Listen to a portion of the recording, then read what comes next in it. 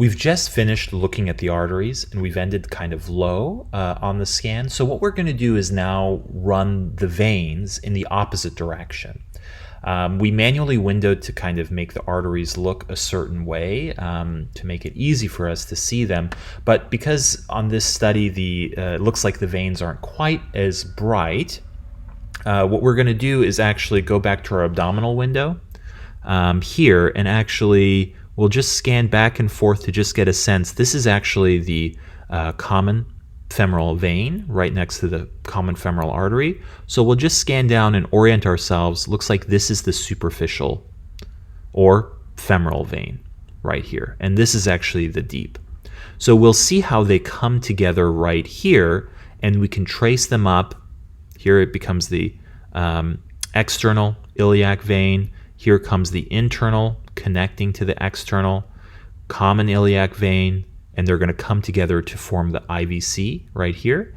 And then we can go in the other direction. So common iliac vein, and then we have our branching right here. So external, internal becomes the common femoral vein right around here. Then it branches to either superficial or femoral vein and deep femoral vein right there. So we can kind of trace it all back, go to the IVC. As best as we can tell, looks like the veins look okay in the leg with this contrast timing. And now we have the IVC, and what we can do is look at our renal veins that are going to be plugging into the IVC. So we can look at the right renal vein right here, make sure it looks okay, that it opacifies. Our left is coming in from the other side, and it looks like things are good. We can kind of come up, and here we still have our IVC.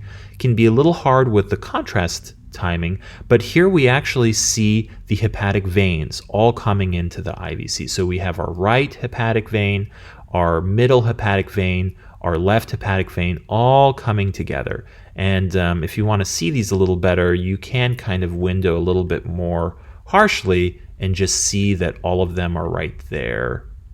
And this can be helpful for orienting yourself with the hepatic segment. So always good to take a look at the hepatic veins, make sure they're all there and accounted for. And then we can kind of go back to our abdominal window.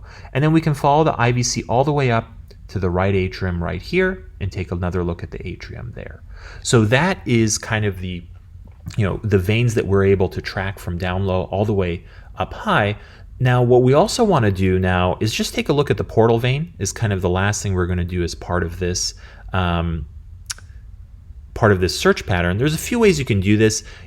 Just to orient yourself, you can start with the portal vein here in the liver and just look and see, okay, here's our left portal. That looks okay. It's kind of branching out, coming back to the main portal vein here. And then we can follow it here, and then we can see the other branches on the right.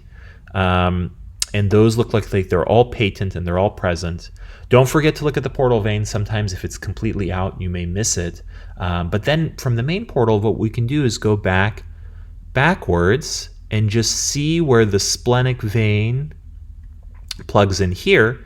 And then we can follow the splenic vein all the way to the spleen back here and make sure that that looks okay. And then, the other thing that makes up the portal vein is the superior mesenteric vein, which is right here. So we can kind of follow that back as well too. So very, very helpful to look at the portal vein. You can start kind of at the main portal, look at the branches that go to the liver, but then go backwards and make sure that the things that make up the portal vein look okay. So that's looking at the veins when you're running the vessels.